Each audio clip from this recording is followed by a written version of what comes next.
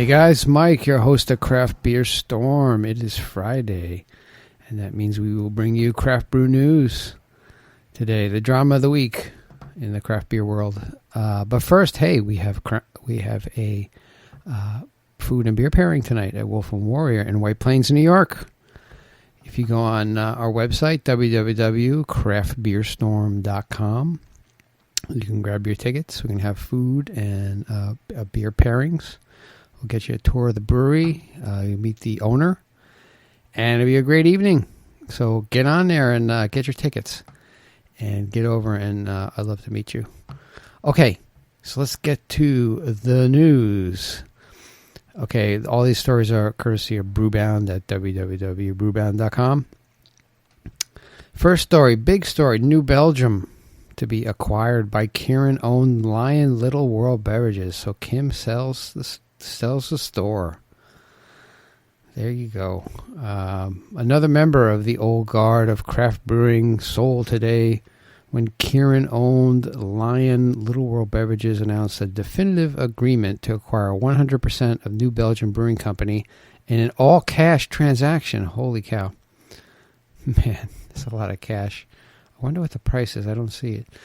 Financial terms of the deal were not disclosed. Well, that's why. Although it is expected to close at the end of 2019, which is like in a month, pending approval from government regulators, as well as co-owners and New Belgium Employee Stock Ownership Plan, the ESOP. So once closed, the transaction will mark the end of New Belgium's 100% employee-owned status, which was fully implemented in 2012. And at the end of the company's status as a small and independent craft brewer, as defined by the national trade group, the Brewers Association. So they're no longer an independent craft brewer.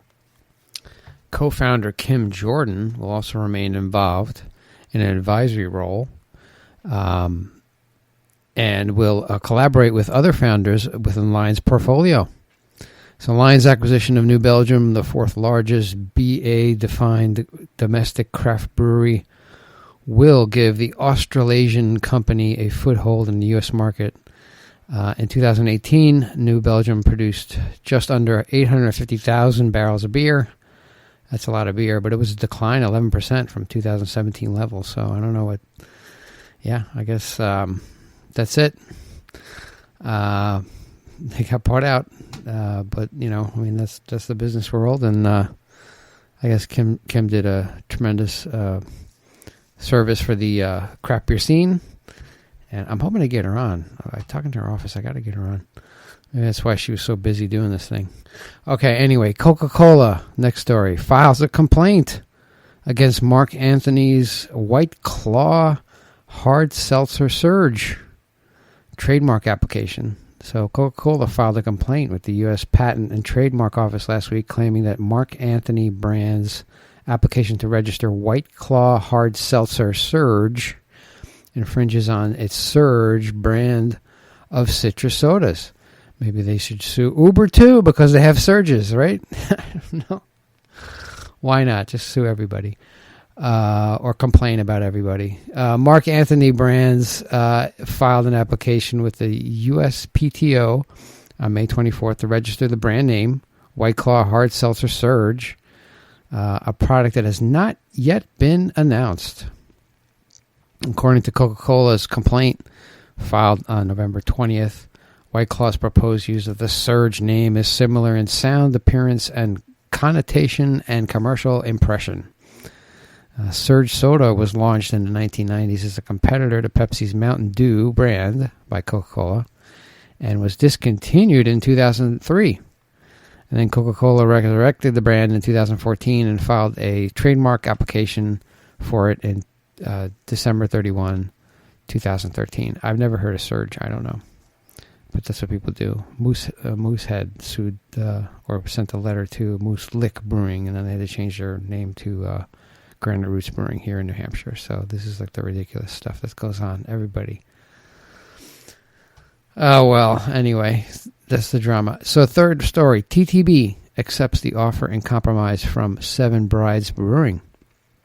The Alcohol and Tobacco Tax and Trade Bureau has accepted an offer in compromise to the now shuttered Seven Brides Brewing in Silverton, Oregon. According to the TTB, Seven Brides offered to pay $18,230 of the $132,802 it owes in fines and violation that took place from April 2010 to September 2018. Seven Brides has offered to pay $3,630 up front and $1,000 each month for 14 months and the $600 balance of the 15th month. So it's a little bit over 10% of what they owe to TTB. Apparently they're taking it. Before closing in October 2018, Seven Brides produced 650 barrels of beer, according to the Brewers Association. The TTB has accepted 18 compromise offers from wholesalers and producers this year. So they want to compromise with people, which is good. If their businesses are closed, these guys are down and out, and look, they got to pay like $1,000 a month to get rid of this thing. So I'm glad they're cooperating with them. It's good to cooperate with brewers. And last story: FDA issues warnings to 15 companies for CBD products, and it cannot declare CBD, quote unquote, generally regarded as safe. The U.S. Food and Drug Administration announced that it cannot yet determine that CBD is safe for consumption and issued warnings to 15 companies for promoting products with it that violate the Food, Drug, and Cosmetic Act, according to the THC Net. The Food and Drug and Cosmetic Act prohibits companies from adding CBD to food, marketing products for children or infants, and claiming that CBD products can treat diseases, provide any kind of therapeutic relief, or serve as a dietary supplement. So far, one drug with CBD has been approved for use in humans. It treats 2 forms of pediatric epilepsy. Abernathy noted in the release, in order to declare CBD generally considered as safe, the FDA must conduct more research on the substance's effect on humans. So the FDA is getting out there and saying you can't claim it does all these things. And even a lot of people swear by it, CBD, and it's in and out. And I just don't know whose position is on what with CBD. I guess companies are just putting it in and saying whatever because it's just so cloudy. One day it's okay, one day it's not okay. FDA says okay, a state says it's not okay.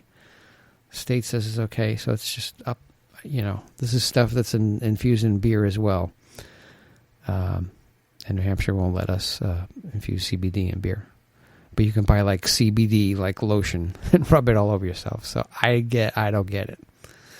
All right, guys, that is your craft brew news today on Friday. Check out www.craftbeerstorm.com for all your latest news and events.